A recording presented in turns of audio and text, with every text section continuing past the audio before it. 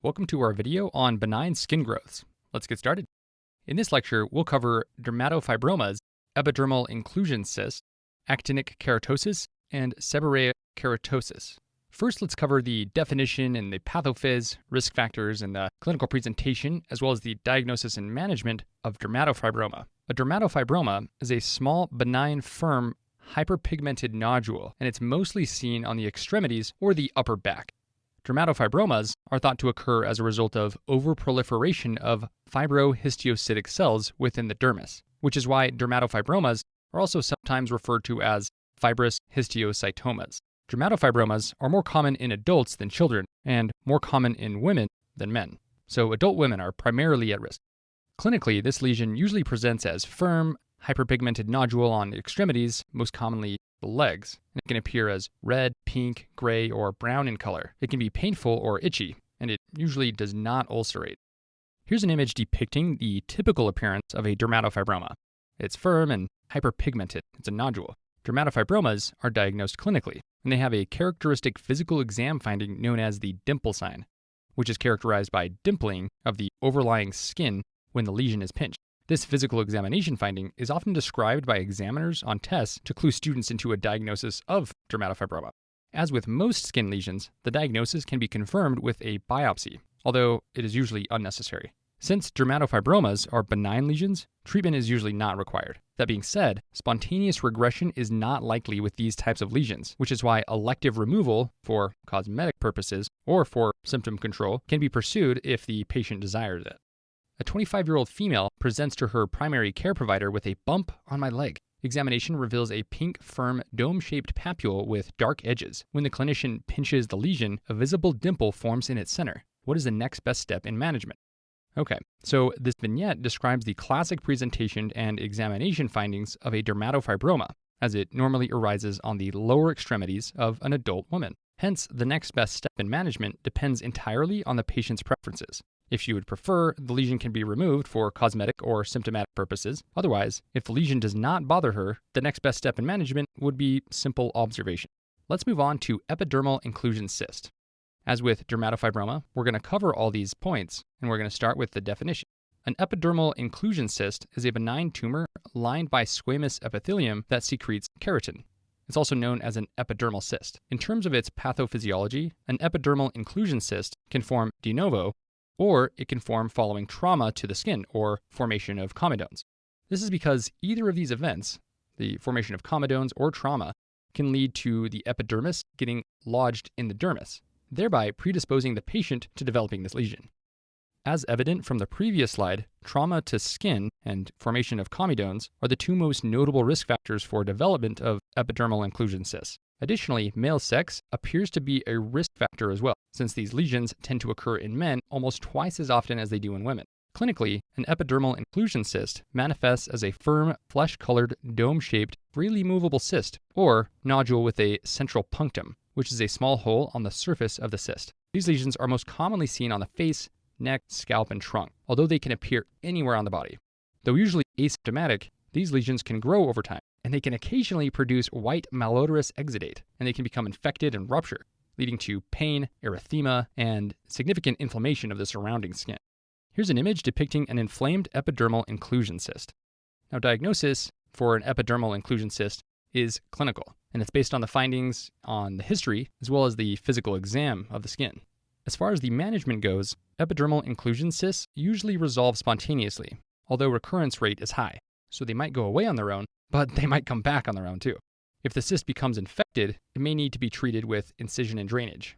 Otherwise, surgical excision of asymptomatic cysts can be performed for cosmetic reasons, so just dictated by the patient.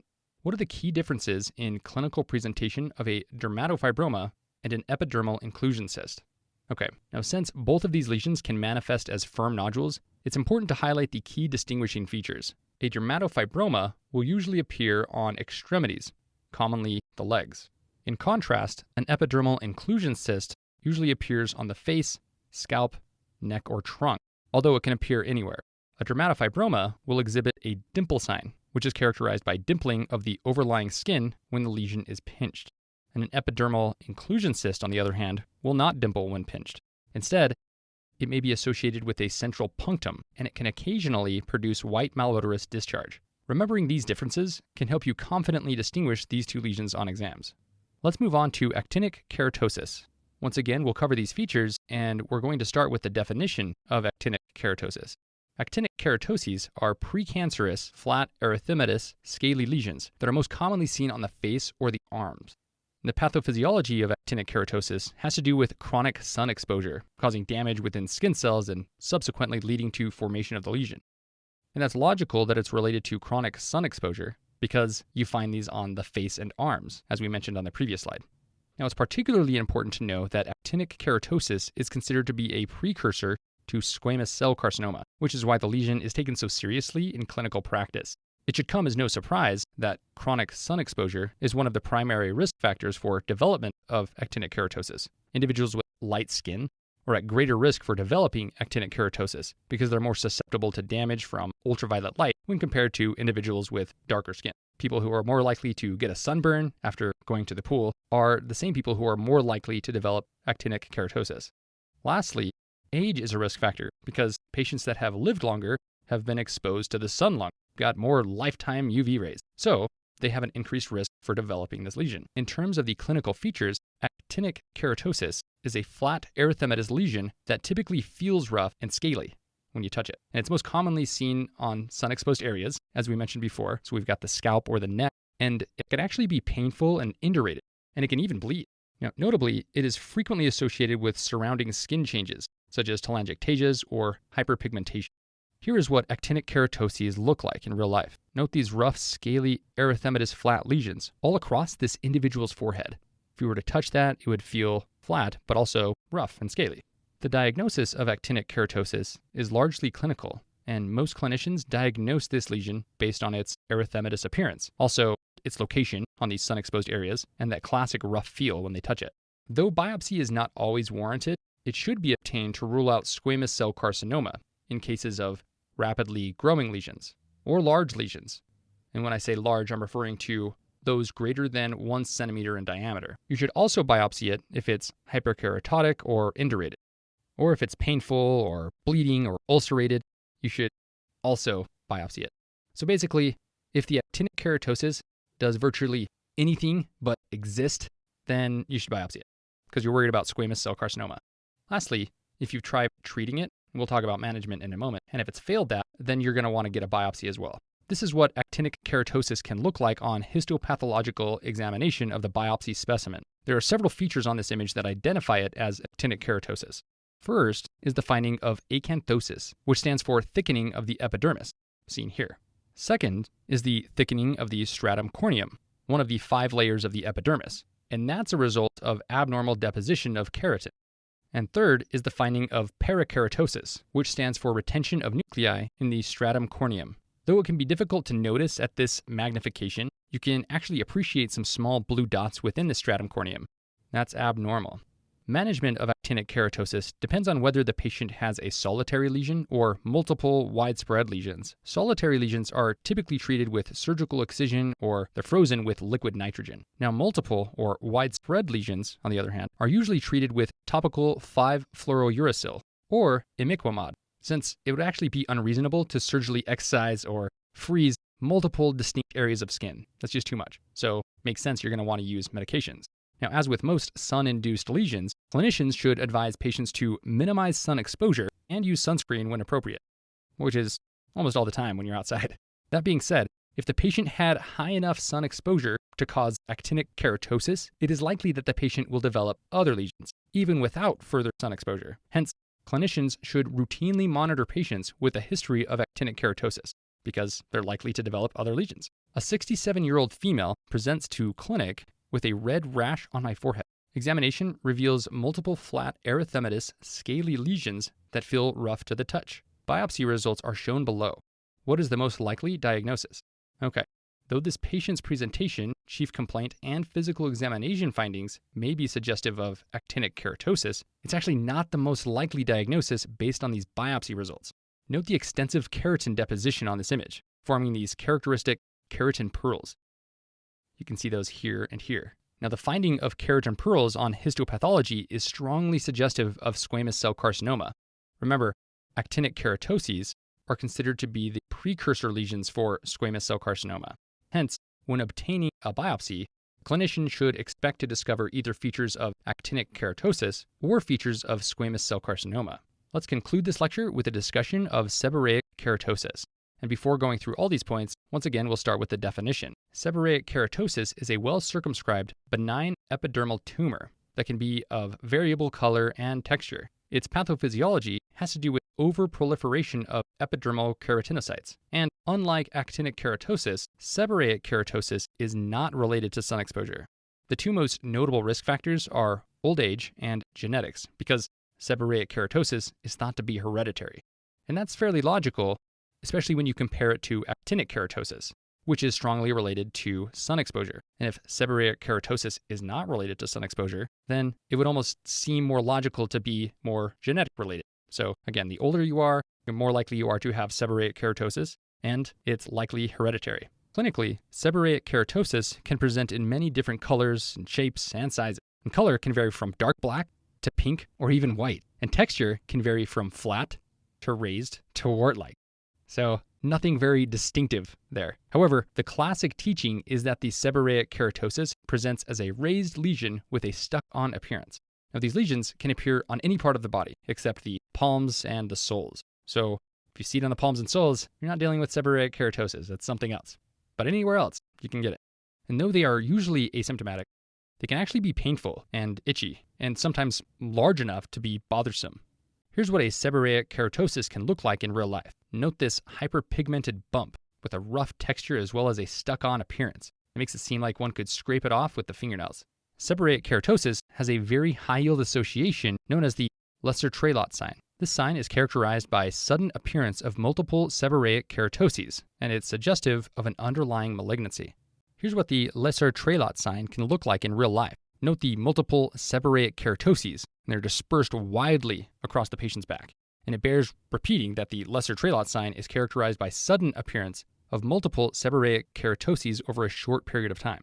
And this is important to remember because older individuals may accumulate numerous seborrheic keratoses over their lifetime without raising any clinical concern for an underlying malignancy. But if somebody gets them all of a sudden, then you got to be worried. Seborrheic keratosis is a clinical diagnosis, and biopsy is usually reserved for lesions that are highly suspicious for melanoma. Now, if biopsied, seborrheic keratosis can be identified on histology by the presence of characteristic keratin pseudocysts. Here's an image depicting the histology of seborrheic keratosis. Note the characteristic keratin pseudocysts. You can see those there in the epidermis, for example, here and here. Most cases of seborrheic keratosis do not warrant treatment, and they're managed with simple observation. But if the lesions are bothersome to the patient, you can remove them. You can do that through shave excision or surgical excision, or even cryotherapy with liquid nitrogen. A 70-year-old male presents to a dermatology clinic with a dark bump on my back. Examination reveals a raised nodule approximately 1 centimeter in diameter, as shown in the image below. What is the next best step in management? Okay, when evaluating any skin lesions, it's important to remember the A, B, C, D, E's of melanoma because of the high morbidity and mortality associated with this disease. A stands for asymmetry, B stands for border irregularity, C is for color variation, D is for diameter over 6 millimeters, and E is for evolution or growth over time. Now, presence of any of these features should raise concern for melanoma. In this 70-year-old patient, the lesion is approximately 1 centimeter in diameter and clearly exhibits features of asymmetry, border irregularity, and color variation. Though it may appear as a seborrheic keratosis due to its raised nature and rough appearance, it has too many features concerning for melanoma. Hence, the next best step in management would be to order a biopsy in order to rule out melanoma.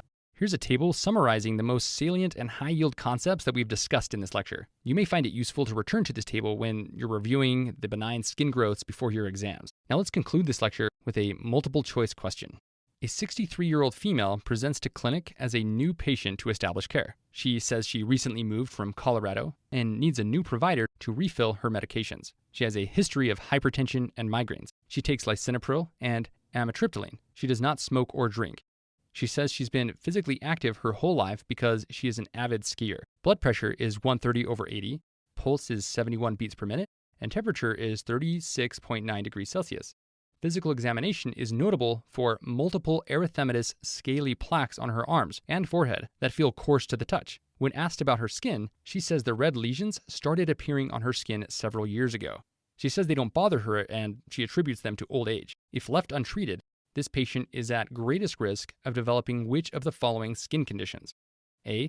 Basal cell carcinoma, B. Squamous cell carcinoma, C. Melanoma, or D. Kaposi sarcoma. Okay, the correct answer is B. Squamous cell carcinoma. This is the case of a 63-year-old female who recently moved from Colorado and is an avid skier. All three of these clues point to a history of excessive and chronic sun exposure, and her age just means she's spent a lot of years under the sun. And her home state of Colorado means that she's spent a large portion of her life living at relatively high altitudes. This is notable because for every 1,000 feet of elevation gained as you're moving up, the sun's ultraviolet rays intensify by about 10% due to the thinning of the atmosphere. And her lifestyle as an avid skier also puts her at risk of excessive sun exposure because skiers often spend hours at high altitudes and generally don't think to utilize sunscreen because it's not as intuitive to wear sunscreen when you're out skiing as it would be if you're out at the beach. Now, it's important to pay attention to these historical facts in order to place the physical examination findings in the right context. Okay, but what about the findings? We see multiple erythematous scaly plaques on sun-exposed areas, and they feel coarse to the touch. And those findings should always prompt suspicion of actinic keratoses. Recall from earlier in this lecture that actinic keratosis, though benign, is considered to be a precursor to squamous cell carcinoma.